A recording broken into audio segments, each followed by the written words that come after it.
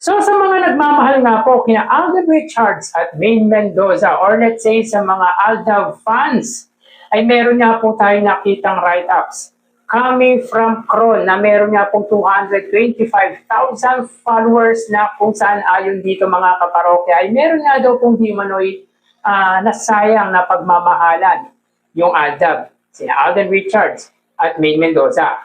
Pero bago natin talakayin yan mga kaparokya, ay magpapakilala muna ako sa inyo. Ako nga po pala si Mervin, ang tao sa likod ng YouTube channel na Kaparokya TV. Kamusta kayo mga kaparokya? Naway nasa mabuting kalagayan po kayo habang pinapanood niyo po ang video ko na ito.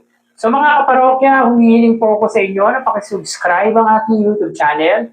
Pakilike and share nyo na rin sa gayon ay mas dumami pa po makapanood ng mga ina-upload po natin video araw-araw. Maraming salamat po at sobrang na-appreciate ko po kayo mga kaparokya.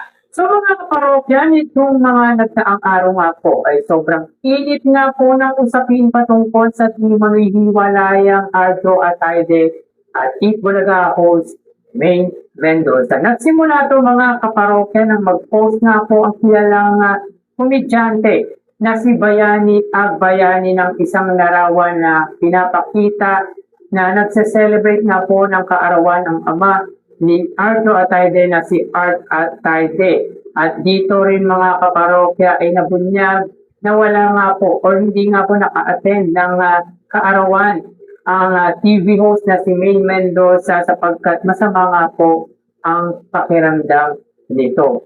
Bagay na sinugundaan niya po or ni-repost na po ng kilalang Marquez na po sa social media na si Christian Albert Gaza or Zian Gaza ang patungkol sa post na po ni Bayani Agbayani at lalo pong umingay ang usapin patungkol na po sa hiwalayan ng mag-asawa.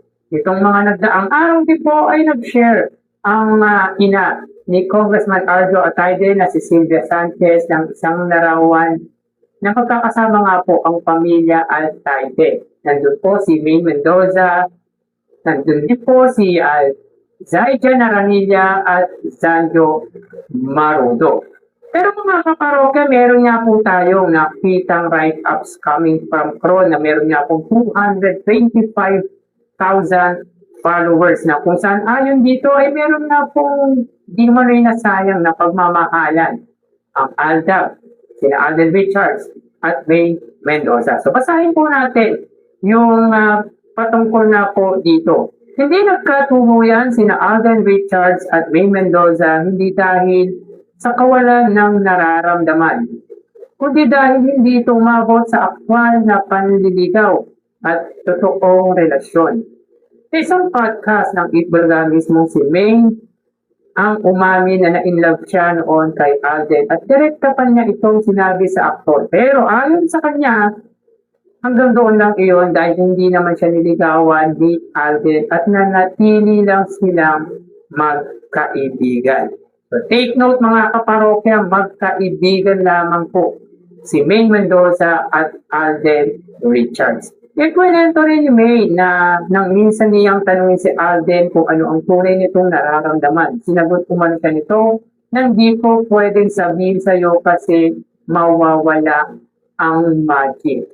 Well, pang showbiz po ang sinabi or sagot niya po ni Alden Richards kay May Mendoza. Dito mas nakita po natin na matapang at totoo po si Maine Mendoza sa kanyang sinabi, sa kanyang naramdaman kay Alden Richards. Bagay na kabaligtaran naman po yan ni Alden Richards. So niya po mga kaparokya, bagay na lalo pang nagpakita kung paano nanatili sa gitna ng love team at kasikatan ang kanilang sitwasyon noon. Gayunpaman, mahalagang ginawi na hindi rin ganap na tama na si Maine lang ang nagkaroon ng feelings. Noong 2023, umamin din si Alden na nahulog din ang loob niya kay Maine noong kasagsagan ng Aldab. So nahulog din po pala ang loob ni Alden Richards kay Maine Mendoza. Subalit again, magkaibigan lang daw po. Ayon po yan kay Maine Mendoza sa isang podcast. Kaya ang mas accurate na pagbasa sa kwento nila ay ito.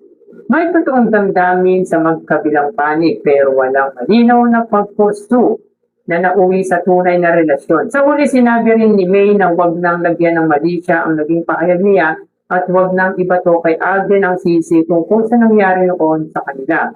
Sa ngayon, happily married na si May kay Quezon City District 1 Representative Arjo at Taide.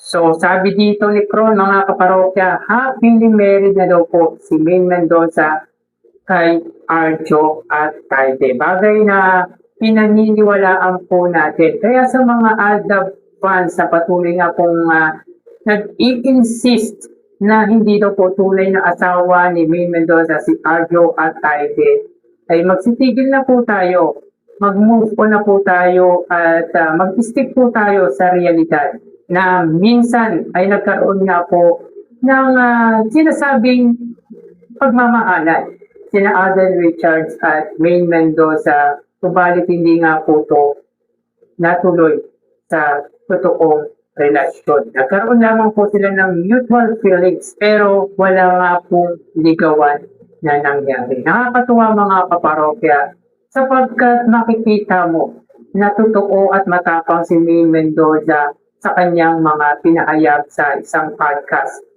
Bagay na kabaliktaran niya po ni Alden Richards na sa palagay po natin ay masyadong pa-showbiz po ang sagot nga po nito kay May Mendoza. For sure, yung ilan sa mga Aldab fans ay napanood niya po yung podcast na kung saan ay inamin po ni May Mendoza yung patungkol nga po sa pag-confess niya ng feelings niya kay Alden Richards. At sabi nga po sa podcast ni May Mendoza ay wag na pong sisihin si Alden Richards. Pero again mga kaparokya, patungkol po sa di manihiwalayan ng mag-asawang Arjo at Taide at May Mendoza, para sa akin po, ang tanging nakakasagot lamang po ng patungkol sa usaping yan ay walang iba kundi si May Mendoza at Arjo at Taide. Either po mga kaparokya, kung sino man po sa kanila ang magsasabi ng katotohanan, yan lang po magpapatunay sa mainit na usaping hiwalayan nila. Anumang pong larawan or anumang pong post ang gawin natin, as long as hindi nga po sila nagsasalita, ay mananatili po itong usapin, mananatili po itong issue. At sa mga Aldab fans na patuloy na nagmamahal nga po kina May Mendoza at Alden Richards, nire-respeto ko po kung ano po ang paniniwala ninyo. Kung yun po, yung sa palagay ninyo ang totoo, ay nire-respeto ko po kayo. Pero para sa akin, stick po ako na hindi po or wala pong relasyon si May Mendoza at Alden Richards. At ang tunay asawa nga po ni May Mendoza ay walang iba kundi ang congressman ng Quezon City na si Arjo at Taide. So hanggang dito na lang po tayo mga parokya. Mag-iingat po tayo palagi. Thank you and God bless.